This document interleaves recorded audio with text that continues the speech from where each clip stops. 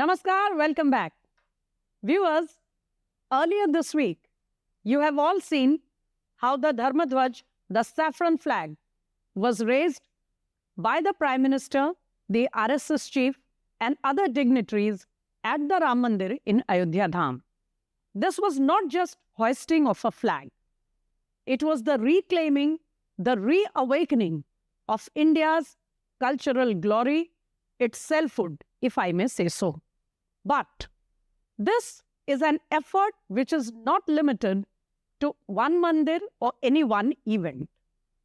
Ever since 2014, the government, with cooperation from social organizations and citizens, has been relentlessly trying to shed the impact of the colonial past on our psyche and our systems. This reclaiming of India's glory truly defines the Modi government, and it is going to continue as the Prime Minister made it very clear. Today, we have a very special guest with us who will help us understand why it is important for India to regain and reclaim its cultural, its spiritual identity. And before that, a quick look at what we are talking about. 1835 में Macaulay नाम के एक अंग्रेज ने भारत को अपनी जड़ों से उखाड़ने के बीज बोए थे। मैकाले ने भारत में मानसिक गुलामी की नींव रखी थी। ये गुलामी की मानसिकता ही है जिसने इतने वर्षों तक रामत्व को नकारा है। भगवान राम अपने आप में एक वैल्यू सिस्टम है। Recently, Prime Minister Narendra Modi made a clarion call for a national resolve to abandon the Macaulay mentality and launched a 10-year mission to reverse the colonial impact of the 1835 education reform. On November 28, 2025, Prime Minister Modi unveiled a 77-feet bronze statue of Lord Ram at Mutt in Goa and said that India is witnessing a magnificent cultural renaissance. On 25th November 2025, history was rewritten as PM Modi hoisted the Dharm Dhwaj atop the Ram temple in Ayodhya. Besides developing major heritage corridors and iconic sites, it was due to the relentless efforts of PM Modi's government that June 21st was declared as the International Day of Yoga by the United Nations General Assembly. The government also made important changes in the existing legal system of the nation. Over the course of 11 years, the government has repealed more than 1600 archaic laws. Seen as vestiges of the colonial British era, also 3 Indian Penal Code laws were replaced, marking a major change. So it is clearly visible that in the time span of past 11 years, India under the leadership of Prime Minister Modi has taken big steps to revive and protect its cultural and spiritual heritage.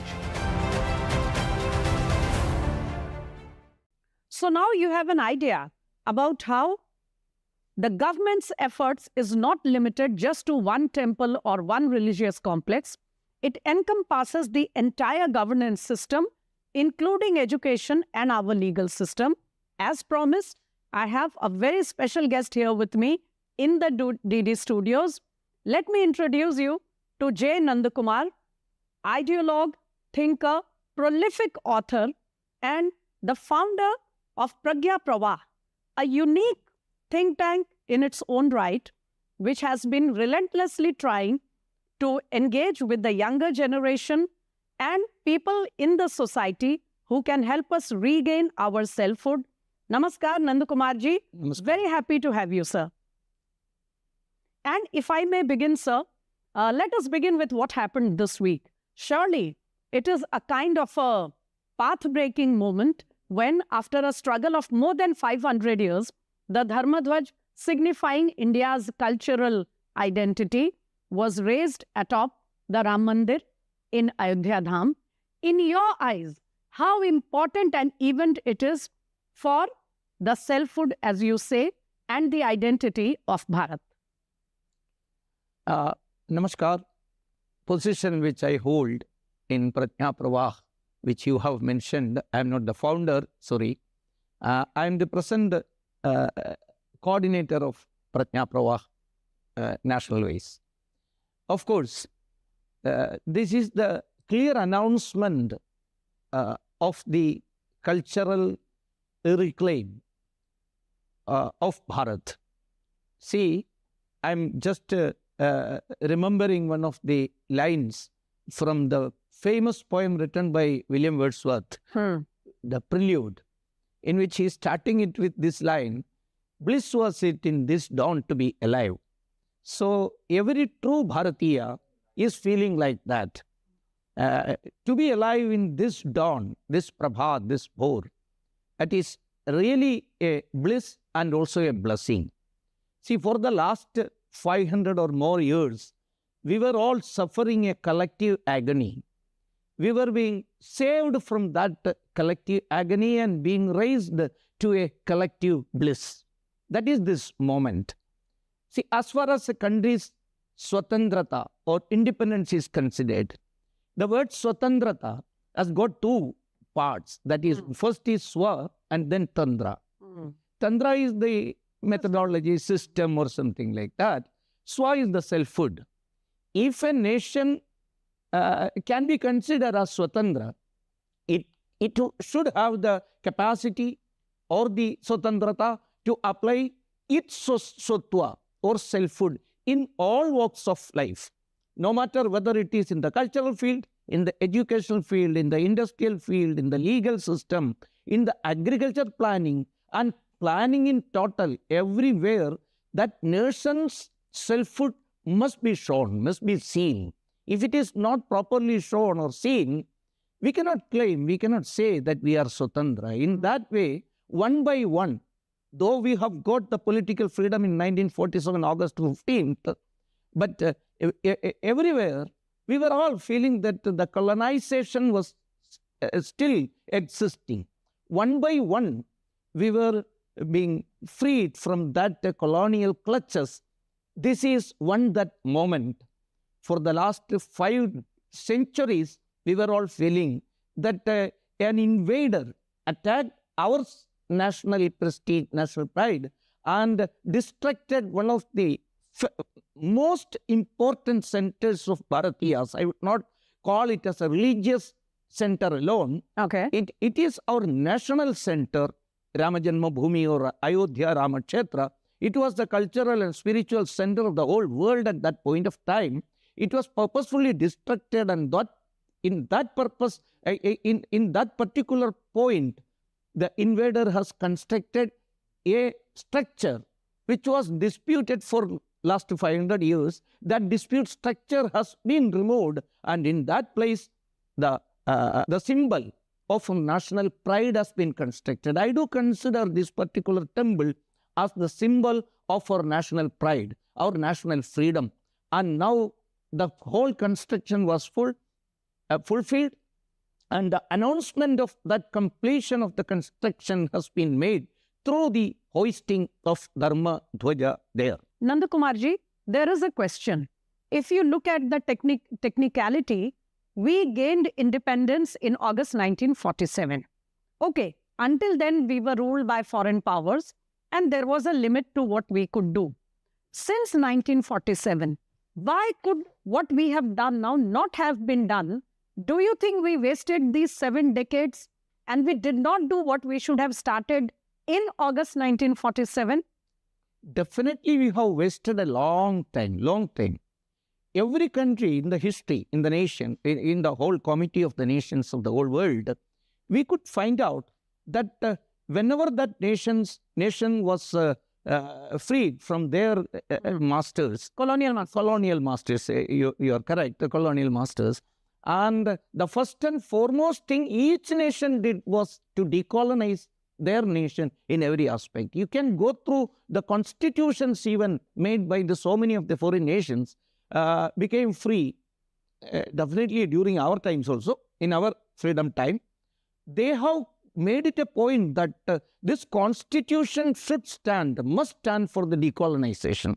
For the decolonization purpose, they have invested a lot. But as far as our country, unfortunately, I have to say that the persons who came to power, I don't want to make it political. No, okay, you may not want to name them, but what do you think held them back? That is which I am coming to say. Those people came to power were not believing that this nation is an ancient one. They have announced, the particular person came to power, announced that we are a nation in making. What is the simple English meaning of a nation in making?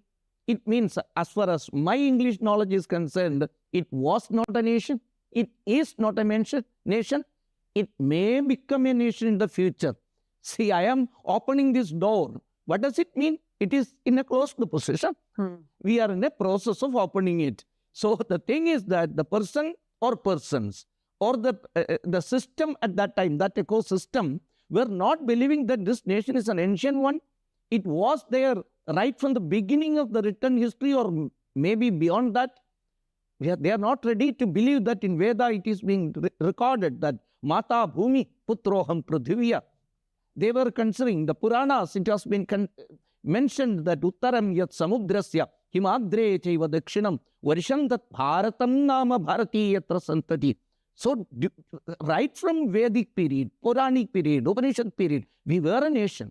But those people came to power where they were all inspired by the thought of the Westerners. They were more Westernized Bharatiyas, or taken over by the... This is the Macaulay mindset you think that the Prime Minister was hinting at when he said we have 10 years to get rid of it totally? Yes. This Macaulay mindset, recently, day before yesterday, when he was speaking from Ayodhya, yes, he was mentioning about this. 190 years before, that was in 1835, right, one Macaulay, Westerner, Englishman, brought in this English education system. It was mentioned, it was really aimed to make us slaves forever. That was the aim. To colonize us 100%. That was the aim of the English education system.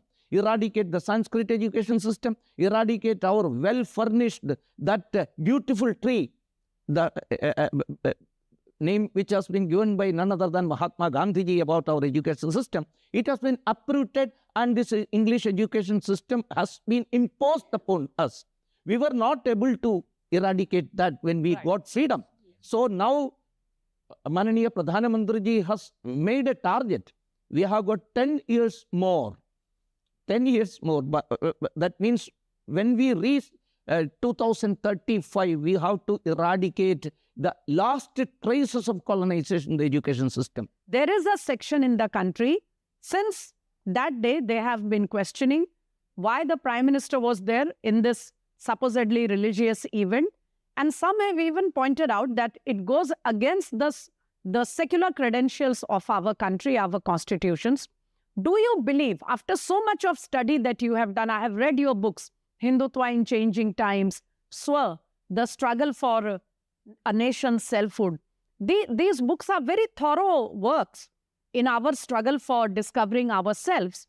Do you think there is a contradiction when a Prime Minister goes there in such an event with the secular credentials of our constitution, sir?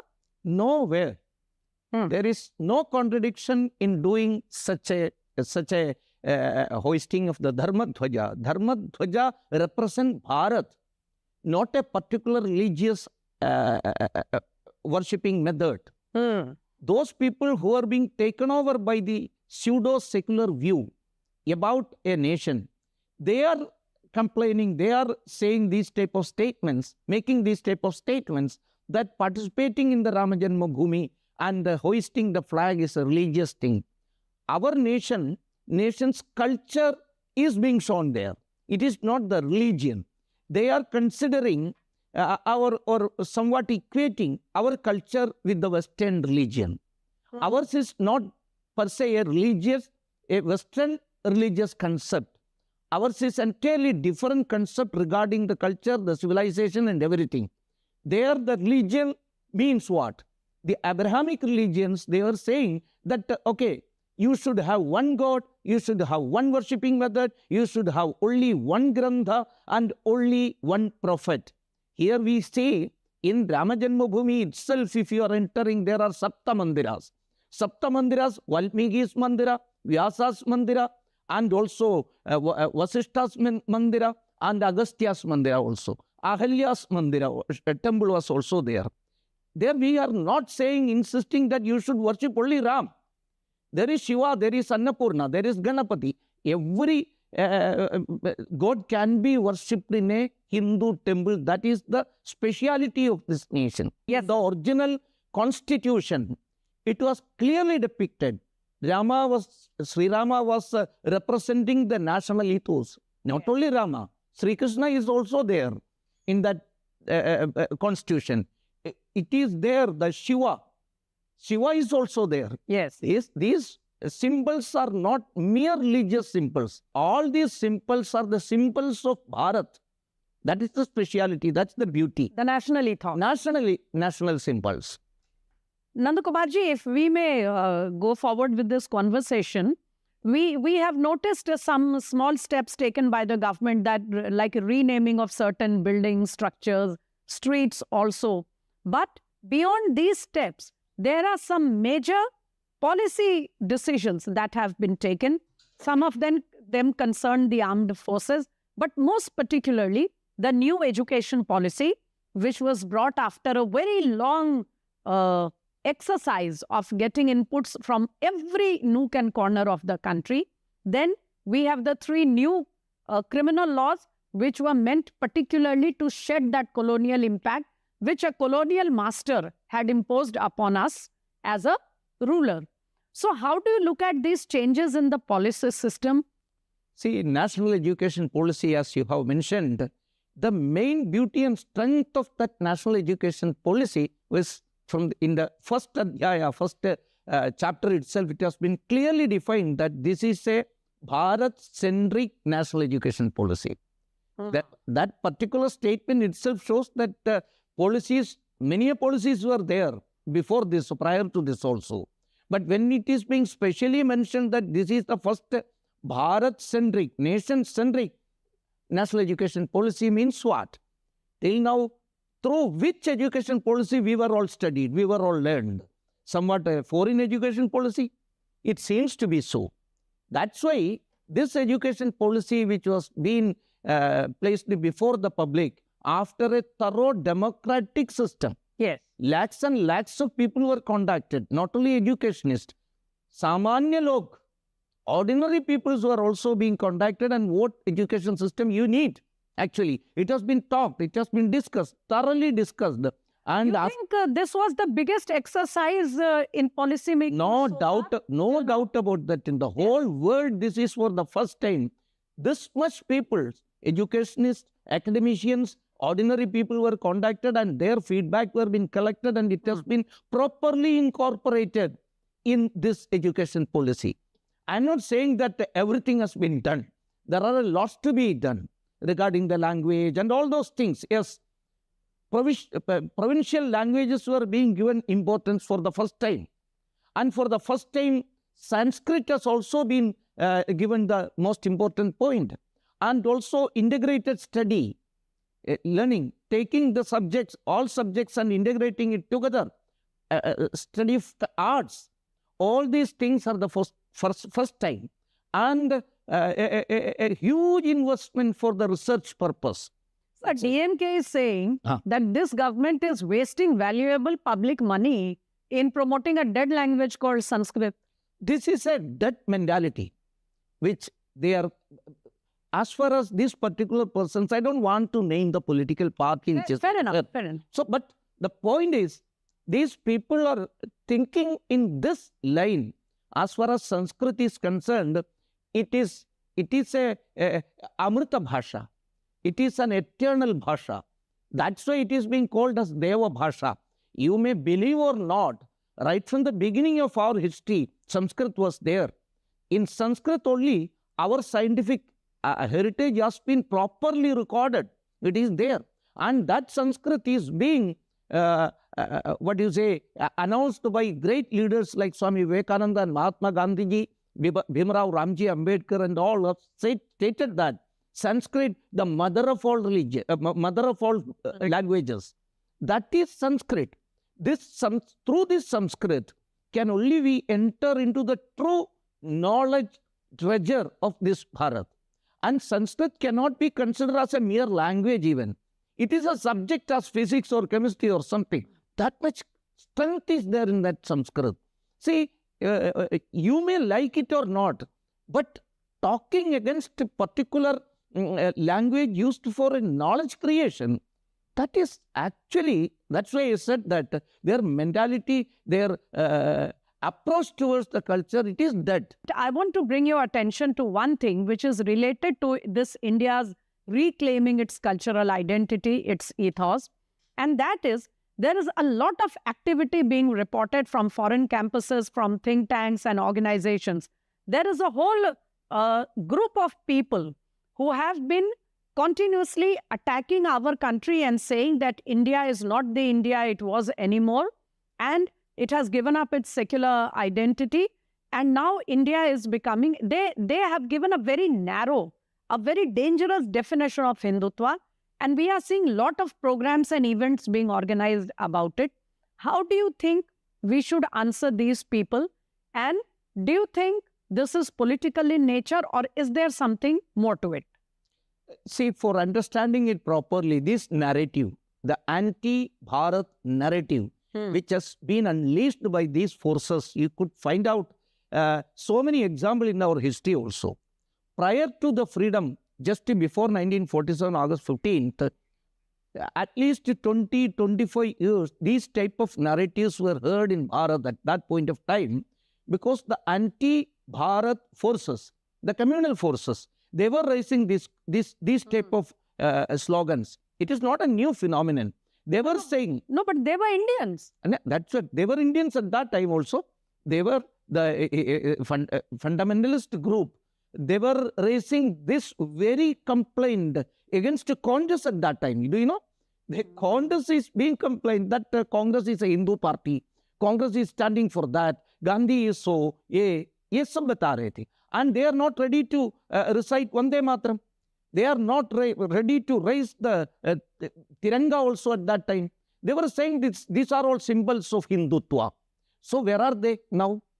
They took a part of Bharat, and Bharat was divided because of these slogans.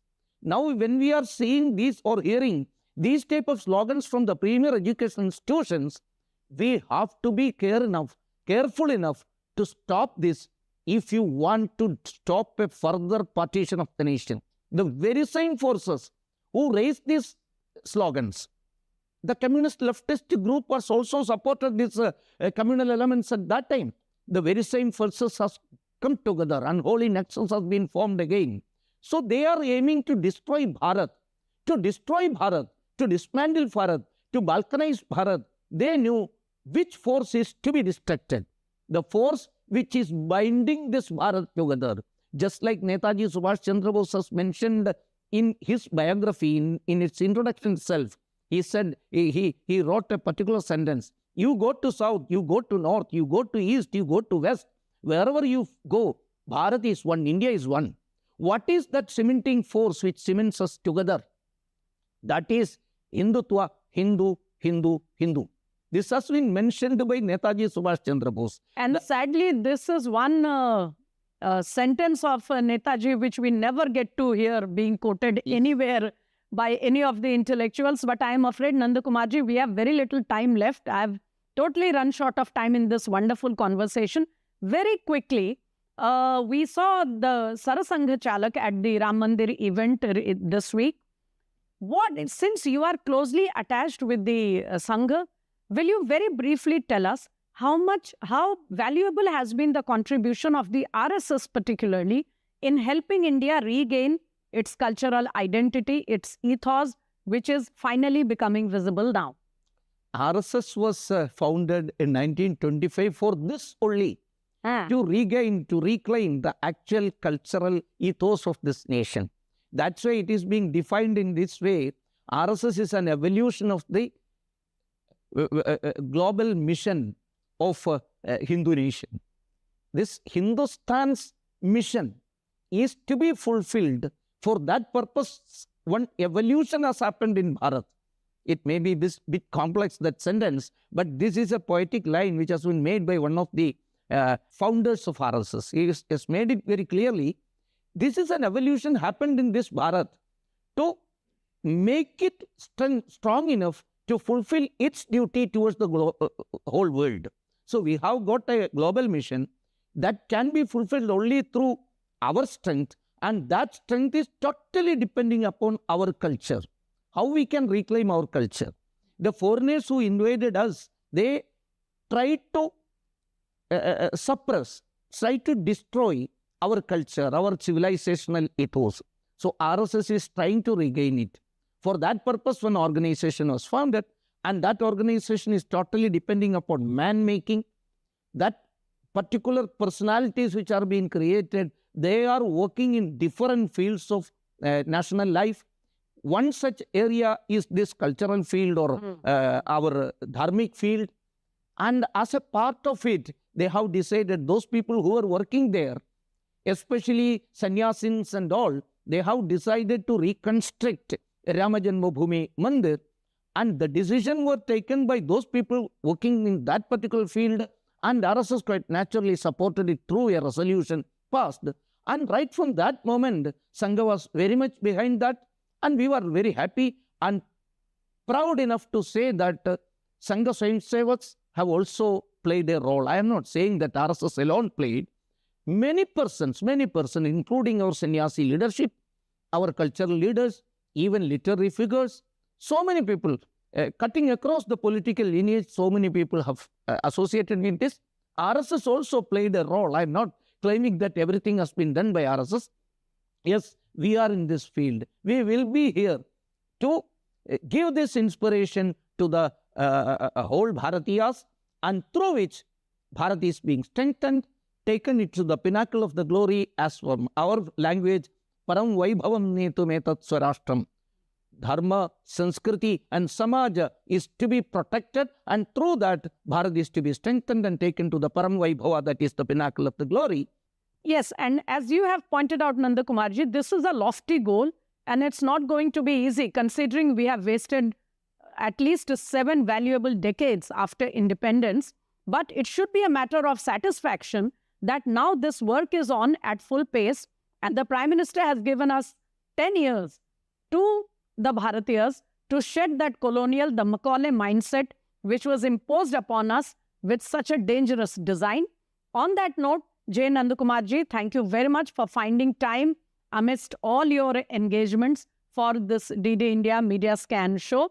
We hope to catch you once again and discuss further what are the priorities in this effort towards decolonization, which we should undertake in the coming days. Thank you again. Namaskar. Viewers, there is no doubt that a very big section of Indians had been waiting for a government which would be able to start this effort of decolonization which had been pending. The only important question which still remains is, why was it not done for 7 long decades? On that note, it's a wrap-up on Media Scan for this weekend. Do join us next weekend. Namaskar.